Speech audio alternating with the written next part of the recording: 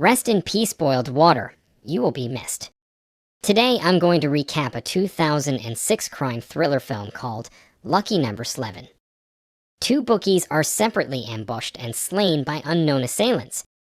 Smith approaches a young guy at a bus terminal and tells him about Max and the Kansas City Shuffle. 2 decades ago, Max had borrowed money from the mob to gamble on a rigged horse race, only for the horse to die in the middle of the race. The mob executed Max, his wife, and their young son Henry as a warning to anyone who might try to wager on a manipulated race. Smith explains that the Kansas City Shuffle was a deceptive double bluff before duping and killing the young guy and transporting his body on a truck. In New York, as he finishes shaving, Slevin Kulevra wipes the steam off a restroom mirror. Slevin has a fractured nose. A thumping knock is heard at his door as he wipes the leftover shaving cream from his face. He walks to answer the door, clad just in a towel, the banging continuing, despite his calling out that he is coming. He opens the door, and a young woman, Lindsay, enters immediately, unfazed by the fact that the man standing in front of her is not Nick.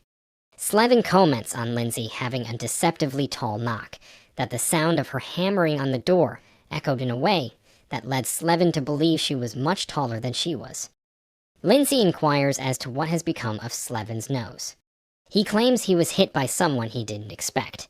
He starts telling Lindsay a tale about bad things happening in threes. First, he lost his job. Then he got home to find out his apartment building had been condemned. He went to his girlfriend, Kelly's house, and discovered her having sex with another man. As a result, Slevin traveled to New York to visit a dear friend of his, Nick. He was on the phone with Nick after the plane arrived, when a guy approached him and asked for a smoke, then demanded his money and hit him in the nose, fracturing it. This is 4 awful things, not 3, as Lindsay points out. She also mentions that the robber didn't steal Slevin's bag or his beautiful watch. Slevin shifts the conversation's focus by asking her to tell him her name.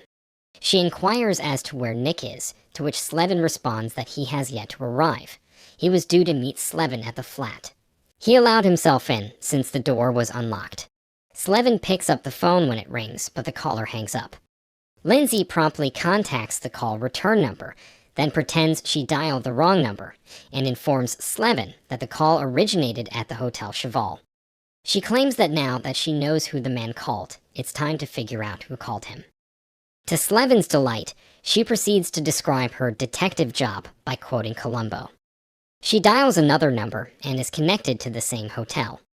Lindsay believes Nick is in jeopardy, and the anonymous caller who called the hotel may be a clue. Lindsay abruptly declares that she needs to go to work and runs out of the flat, but forgetting the cup of sugar she came to borrow, rushes back in, just as Slevin had opened the towel to remove it, giving her a clear view of what it was hiding.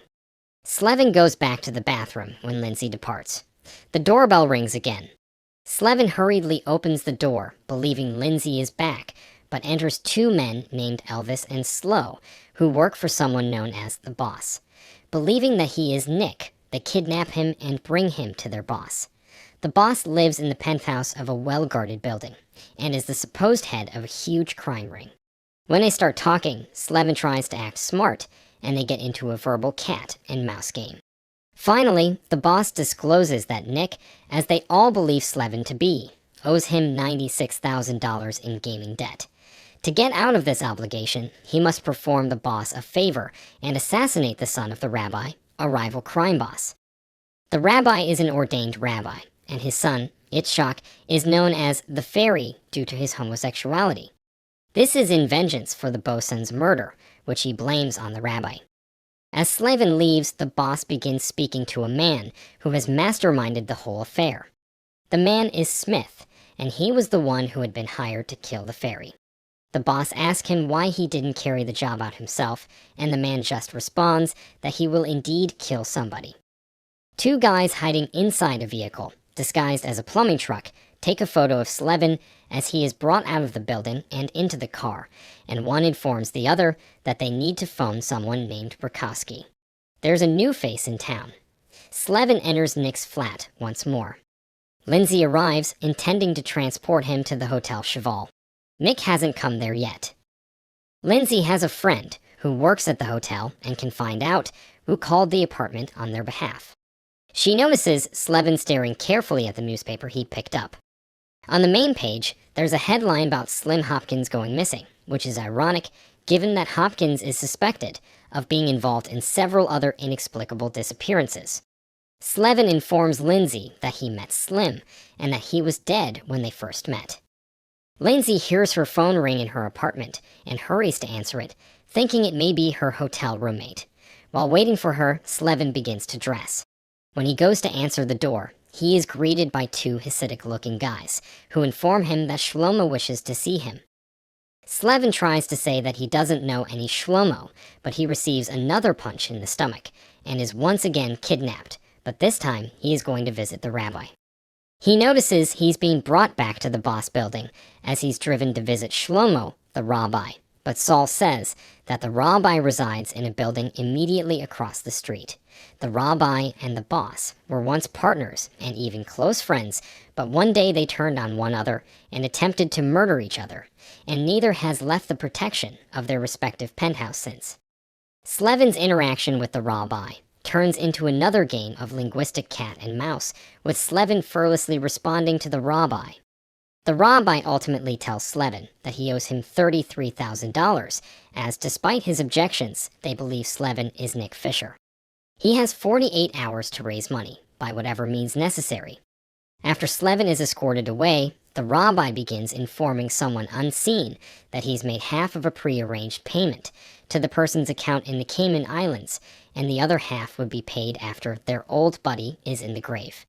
When Smith appears, the rabbi inquires about Slevin. Smith just states that the youngster and he has some unfinished business. Later, Slevin informs the boss that he would assassinate the fairy. Smith is somehow engaged with both sides and is responsible for Nick's debts being called in. And he plots to assassinate Slevin after the fairy dies and make it appear like they both committed suicide, all while Slevin is visiting the mafia leaders. Slevin and Lindsay have dinner plans, and Slevin sets up an appointment with the fairy. Detective Brzykowski, who is investigating the boss and the rabbi, approaches Slevin. Brzykowski, who used to gamble large with one of the assassinated bookies, has also learned that Smith has returned to town for the first time in 20 years, and believes there is a link between the boss, the rabbi, Smith, and Slevin. Later, when the detective bothers him again, Slevin gives his entire name.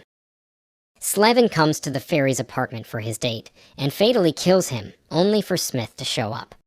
Instead of shooting Slevin, Smith finishes the fairy, indicating that Slevin and Smith are cooperating.